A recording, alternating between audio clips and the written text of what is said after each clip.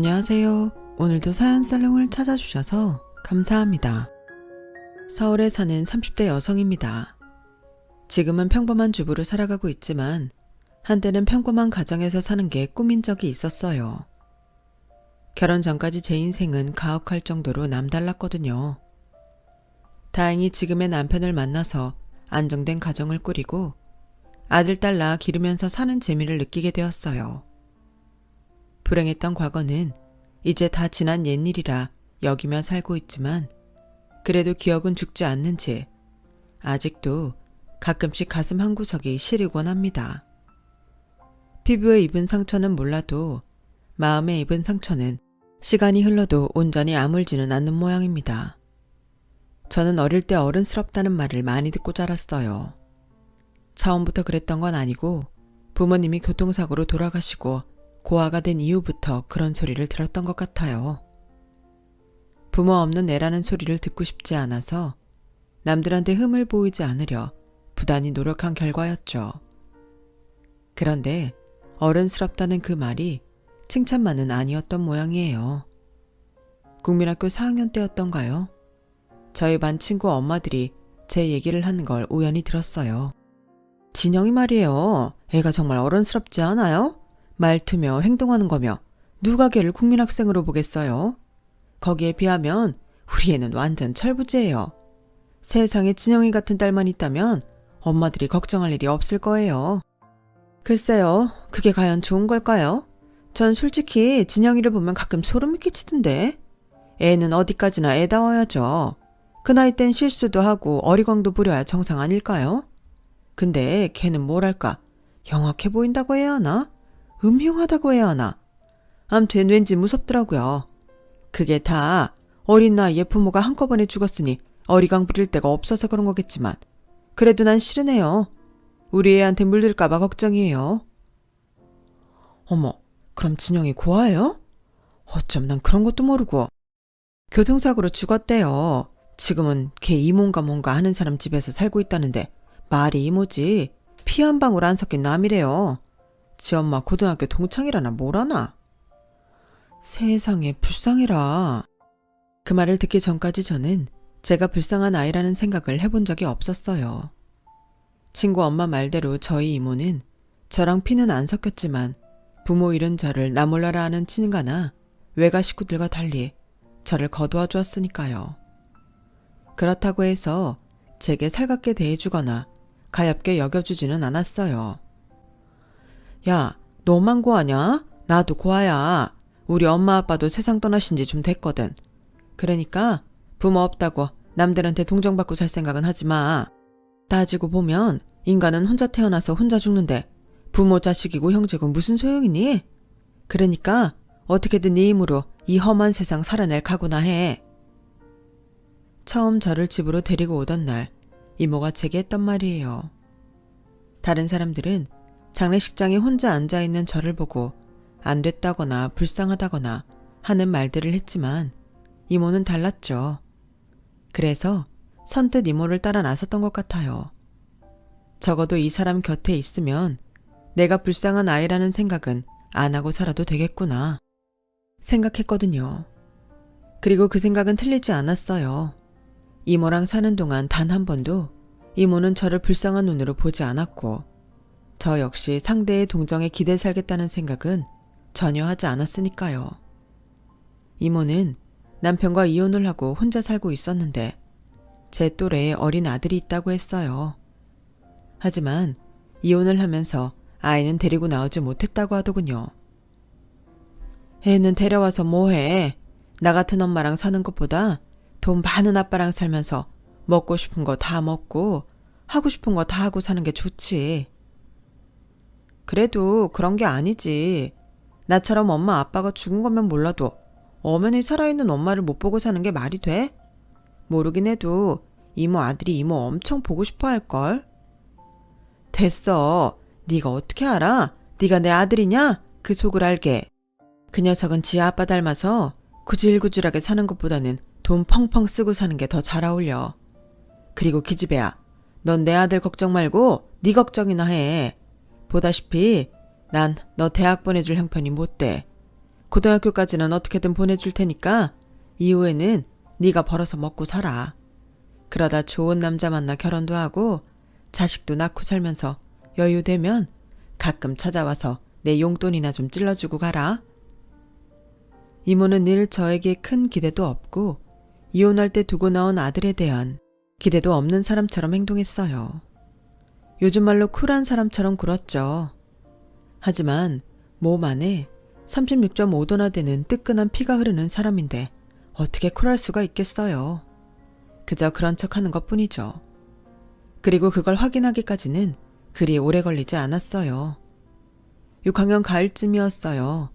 그날은 토요일이긴 했지만 주번이라서 늦게 집에 돌아왔는데 대문 앞에 교복 차림의 중학생 오빠가 쭈그리고 앉아있지 뭐예요.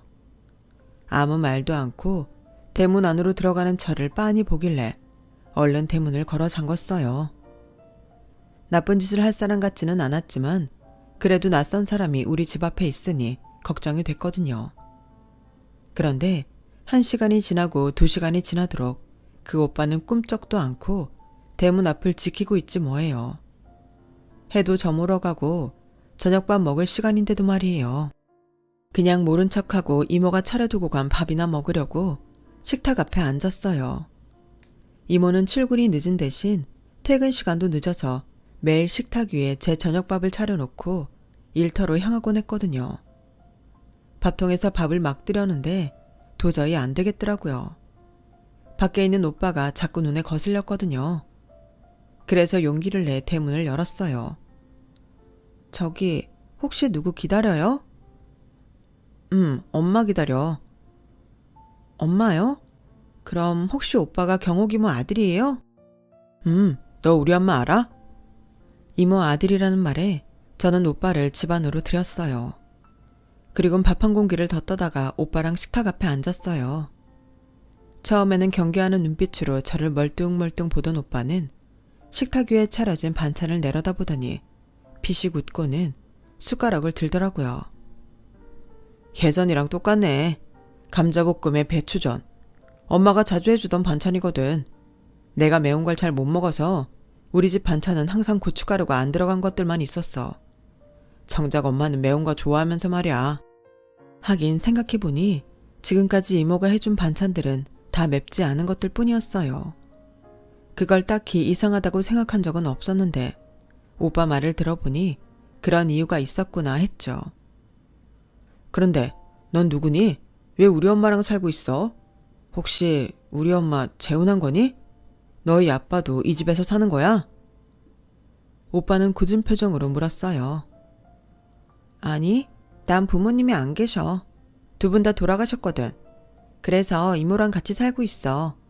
우리 엄마랑 이모는 고등학생 때부터 친구였대. 꽤 친했었나 봐. 그러니 죽은 친구 딸까지 키워주지. 그럼 오빠는 왜 엄마랑 같이 안 살아? 우리 아빠가 더 부자니까.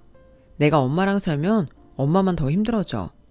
그래서 돈 많은 아빠 집에서 사는 거야.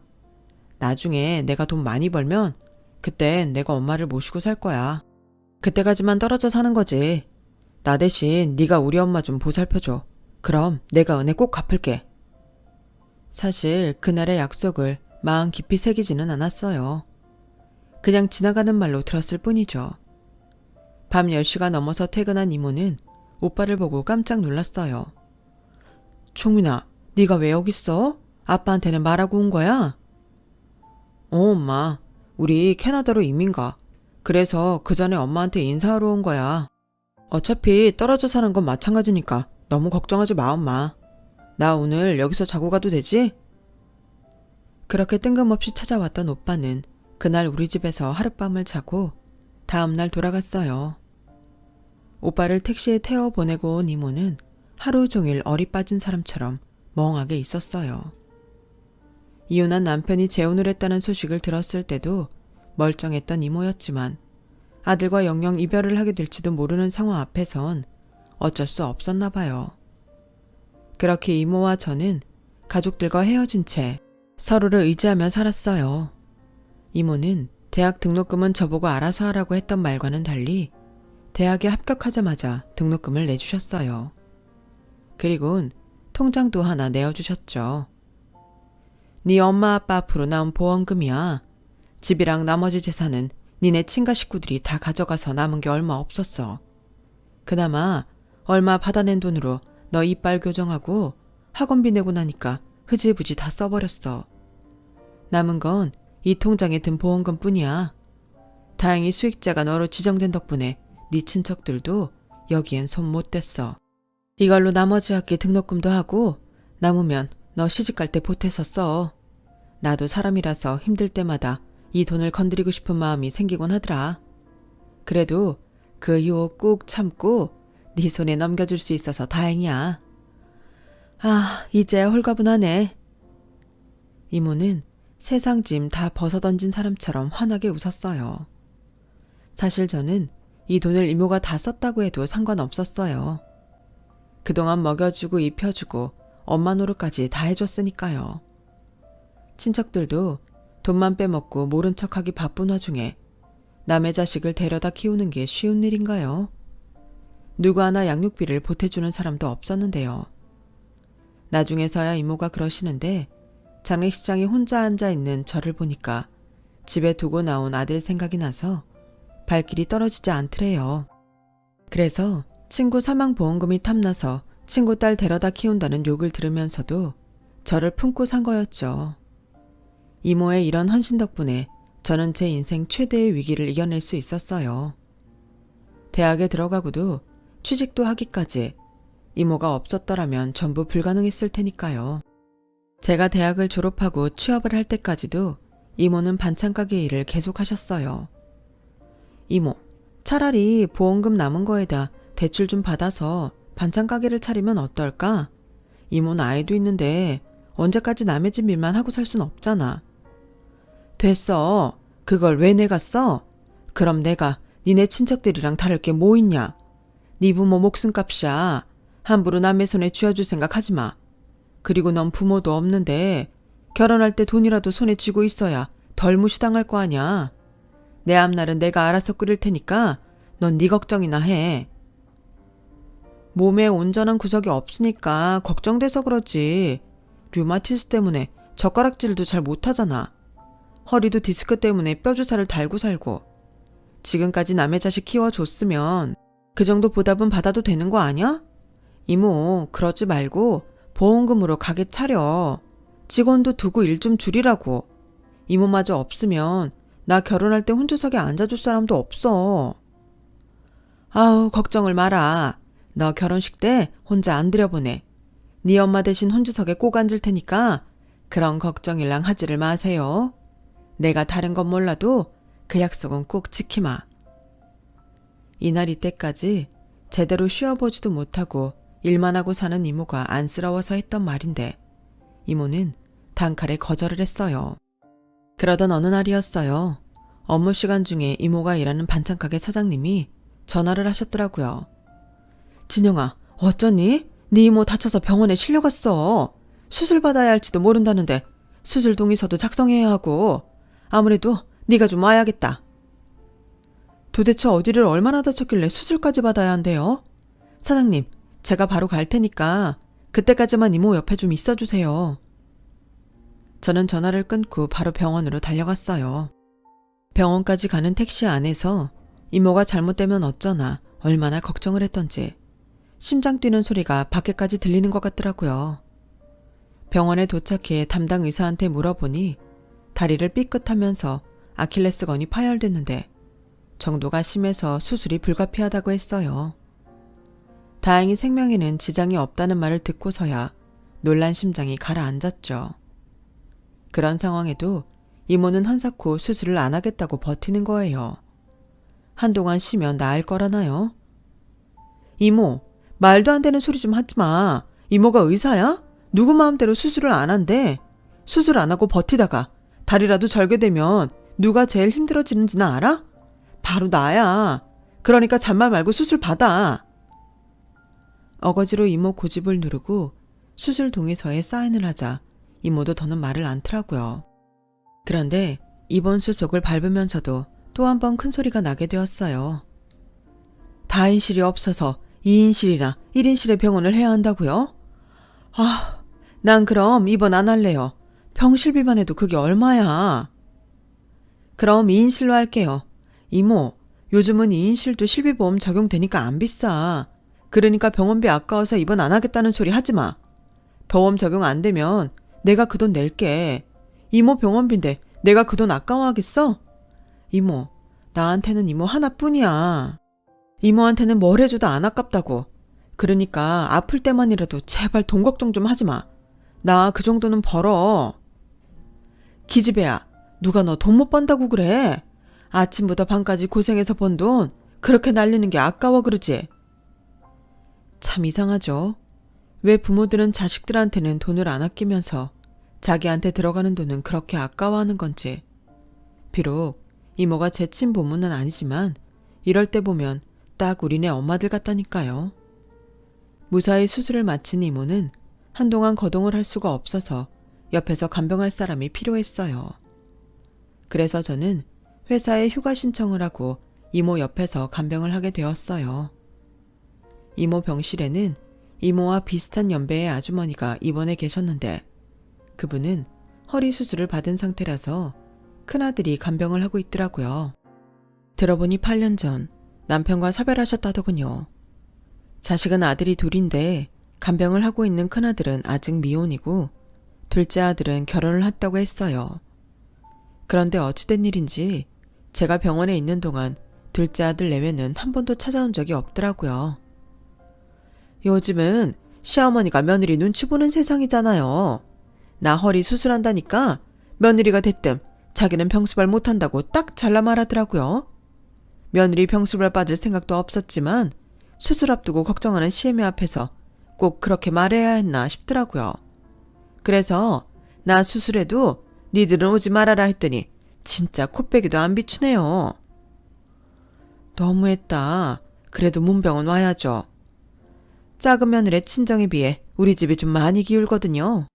그래서 그런가 며느리 대하는 게 좀 껄끄러워요. 남들은 부잣집 딸을 며느리로 들여서 좋겠다고 하는데 난 불편하고 싫어요. 괜히 우리 살림 보고 흉 잡힐까 걱정되고 먹고 살아온 수준이 달라서 작은 애 온다고 하면 소고기도 한우만 사게 돼요. 작은 며느리가 수입사는 입에도 안 되거든요. 언젠가는 며느리가 집에 온다고 해서 제 딴엔 비싸게 주고 산 옷을 꺼내 입고 있었는데 며느리가 그 옷을 보더니 다음날 백화점에서 옷을 사다 주더라고요. 나 생각해주는 마음이 고맙긴 한데 그때부터 옷 입는 것도 며느리 눈치가 보이더라고요. 그래서 맏며느리만큼은 평범한 집안에서 자란 애로 드리고 싶어요. 같이 장 보러 가서 떡볶이도 사 먹고 호떡도 사 먹을 수 있는 편한 사람으로요. 좁은 병실에서 하루 종일 붙어있게 되자 이모와 아주머니는 속 얘기까지 터놓고 지내게 되었어요. 거기다 드라마 취향이 비슷해서 TV 채널을 두고 리모컨 싸움을 벌일 일도 없었죠. 드라마 얘기며 세상 돌아가는 일들, 그 밖에 자식들 얘기까지 이어가다 보면 늦은 밤까지 얘기가 끊이질 않았어요. 그런데 댁의 아드님은 무슨 일 하세요?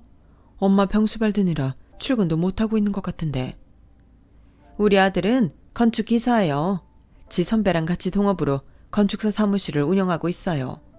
지 사업하는 애라서 굳이 출근 안 해도 된다고 굳이 지가 병수발 하겠다고 이러네요. 얘 밑으로 남동생이 하나 있는데 걔는 작년에 장가를 보냈고 얘만 남았어요. 참, 따님은 무슨 일해요? 네버엔딩 스토리처럼 두 분의 얘기는 날이 새는 줄도 모르게 이어졌고 그러다 그 불똥이 저랑 아주머니 아들한테 튀게 되었어요. 두 분 모두 4살 차이는 궁합도 안 본다며 저희 두 사람을 이어주려고 혈안이 되셨거든요. 어떻게든 우리 두 사람을 붙여보려고 식사 시간에 나가서 같이 밥을 먹고 오라고 등 떠밀지를 않나. 마치 배틀을 하듯 당신들 자식 자랑을 늘어놓질 않나. 암튼 이건 병실이 아니라 결혼주선 사무소 같은 분위기였어요.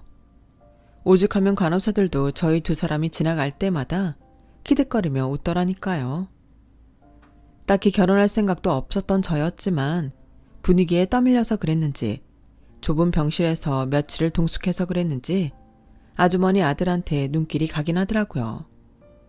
외모도 그렇고 말씨나 행동도 모나지 않은 게 호감이 가는 타입이라서 더 그랬는지도 모르겠네요. 아무튼 이모가 병원에 입원해 있던 일주일 동안 저는 제 인생의 반려를 만나게 되었어요. 두 분은 퇴원을 한 이후에도 연락을 주고받으시며 저희 두 사람을 이어주려고 노력하셨고 그 노력에 힘입어 우리는 선자리에 나가게 되었어요. 이미 서로에 대해 알 만큼 아는 데다 서로 자는 모습까지도 바운판에 뒤늦은 선자리는 솔직히 무의미한 거였지만 그래도 양가 부모님이 원하시니 어쩌겠어요. 그래서 그날의 선자리는 오랜만에 친구를 만나는 것처럼 편하고 친근하게 이어졌고 우리는 얼마 뒤 본격적으로 연애를 시작하게 되었어요. 그렇게 두 해 동안 연애를 한 우리는 결혼을 하게 되었어요. 시댁에서는 우리가 사귀기도 전부터 이미 저와 이모의 관계를 알고 있어서 따로 설명을 해야 하고 이해를 구하는 번거로움은 없었어요. 다행이라면 다행이었죠. 제가 결혼을 하면서 이모는 혼자 지내게 되셨는데 그게 못내 마음에 걸리던 차에 이모 아들한테 이메일이 왔더라고요. 한국으로 들어오게 될 것 같다고요. 이모 아들이 이민을 떠나고 얼마 지나지 않아 집으로 편지를 보낸 적이 있었는데 그걸 계기로 몇 번의 편지 왕래가 있었고 이후에는 이메일을 통해 근황을 주고받기도 했었거든요. 한동안 연락을 않다가 결혼을 앞두고 제 결혼 소식을 알리느라 이메일을 보냈었는데 그 일을 계기로 한국행을 결정한 것 같았어요. 이모는 대놓고 말은 안 하셨지만 내심 기쁘신 것 같더라고요. 아들이 한국에 들어오면 이모와 함께 살겠다고 했거든요. 20년 넘게 아들과 생이별을 하고 살았던 이모한테는 이보다 기쁜 일은 없었을 거예요. 그건 제게도 마찬가지였고요. 나만 가정을 꾸려서 집을 나오는 것 같아서 미안했는데 저도 그 덕에 마음의 집을 조금은 덜 수 있었어요. 이모, 아들 온다니까 좋지? 이제는 가짜 딸 걱정 그만하고 친아들이랑 행복하게 살 생각만 해. 그래, 내가 말년에 무슨 복이 터졌나 싶다. 젊어서는 네 덕에 외롭지 않게 살았는데 나이 들어서는 아들놈 덕에 외롭지 않게 생겼으니 말이야. 그래서 말인데 이모, 이참에 반찬 가게 일은 그만두는 게 어때? 이모가 남의 가게에서 일하는 거 보면 종민이 오빠가 마음이 편하겠어? 안 그래도 내가 전부터 가게자리를 하나 받은 게 있는데 거기에 반찬 가게를 차리면 어떨까 싶어. 나 결혼할 때 돈 별로 안 들어서 보험금 받았던 거 그대로 남아있거든. 인테리어 공사는 우리 그이한테 도와달라고 하면 돈 별로 안 들이고 할 수 있을 것 같아. 그 가게 이모가 해봐. 그동안 나 키우느라 고생하셨는데 이 정도 선물은 받을 자격 있잖아. 얘는? 미쳤어. 너 내가 했던 말 귓등으로 들었니? 네 부모 목숨값을 왜 내가 받아? 됐어. 난 그 가게 받을 생각 없으니까 쓸데없는 짓 하지 마.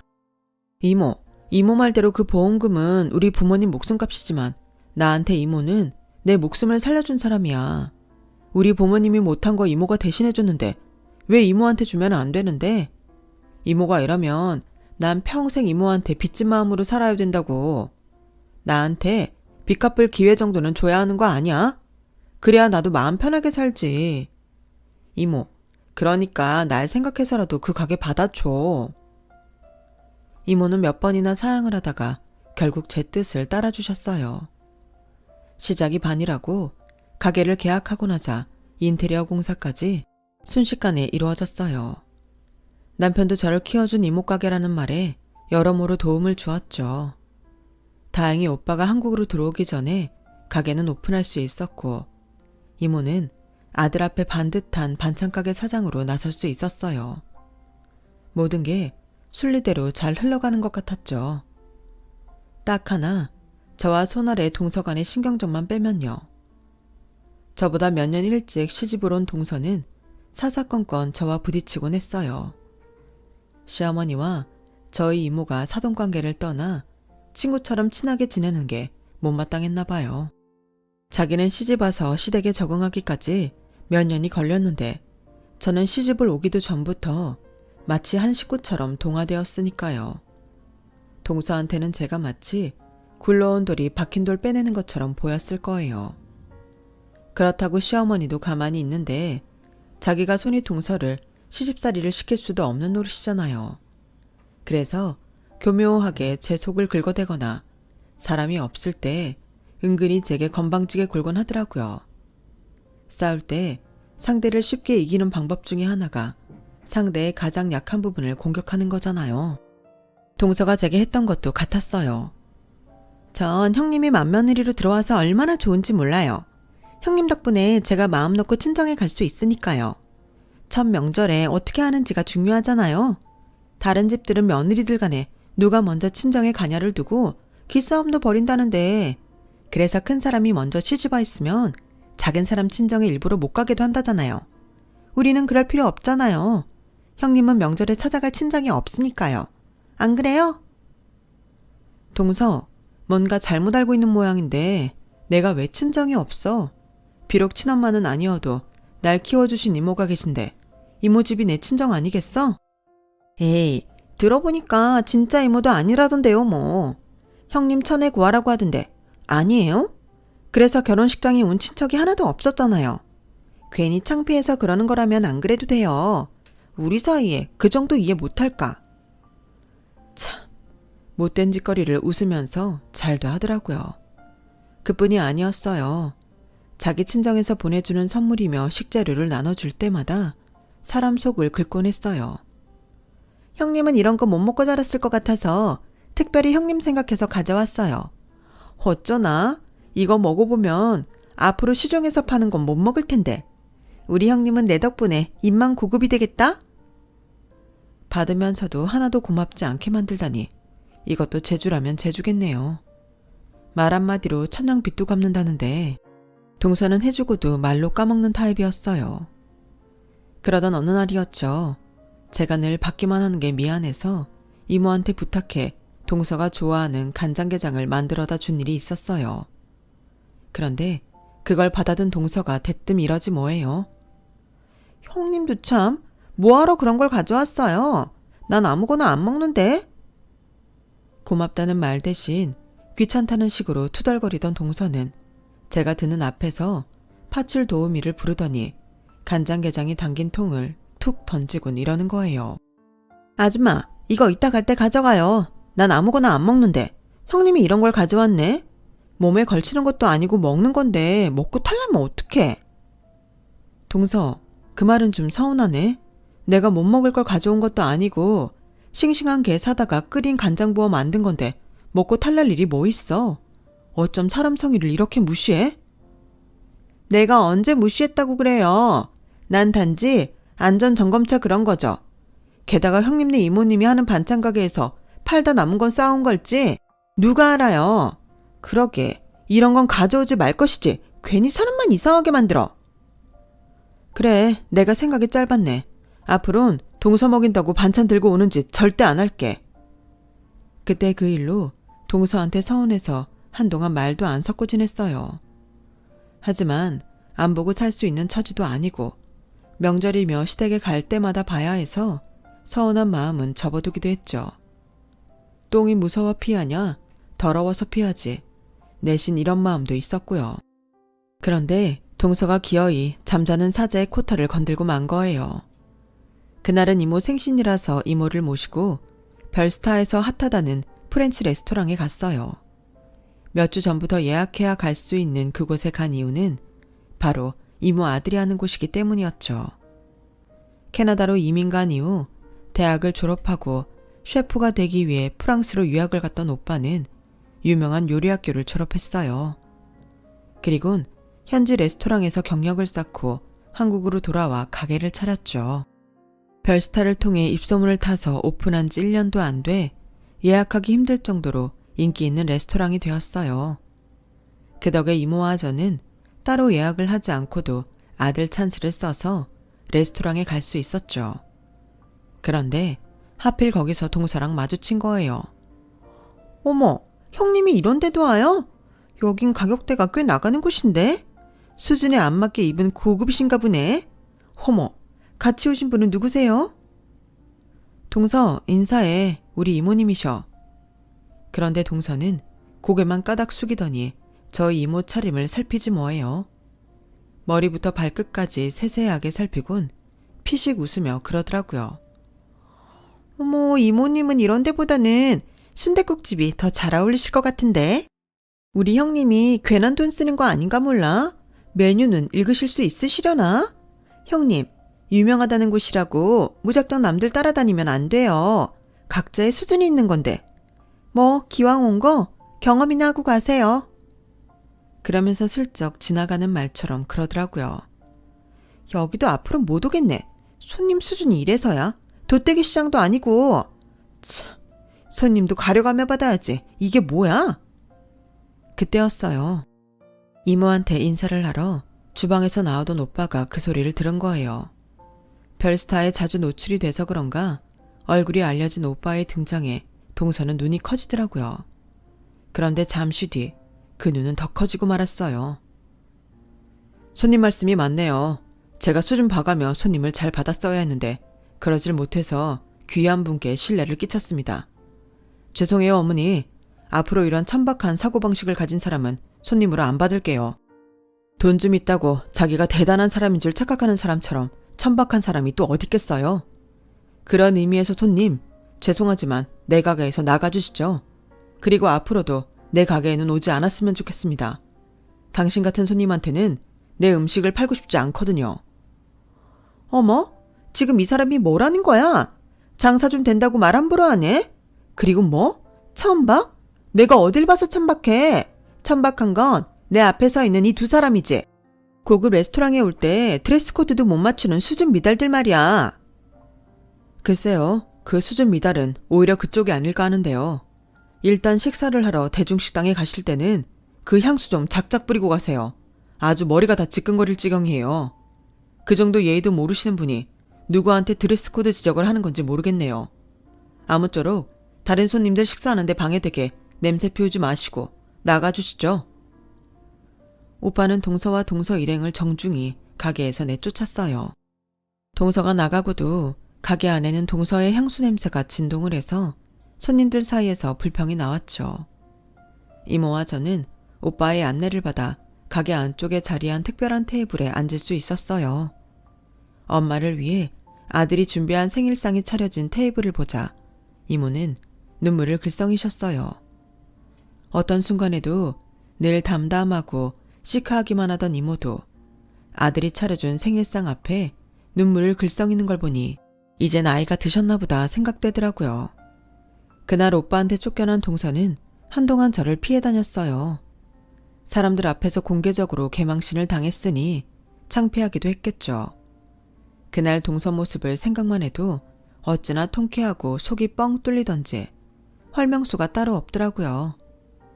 언젠가 은혜를 갚겠다고 했던 오빠는 그렇게 저 대신 동서한테 한 방 먹여주면서 오래전 그 약속을 지킨 셈이 되었네요. 사람이 사람을 무시하면 쓰나요? 서로 예의 지키면서 존중해주면서 살면 얼마나 좋을까요? 지금까지 제 사연을 들어주셔서 감사합니다. 들어주신 모든 분들 평안하고 행복하세요. 여러분, 사연 댓글에 응원과 현명한 조언 부탁드려요. 좋아요와 구독은 저에게 큰 힘이 됩니다.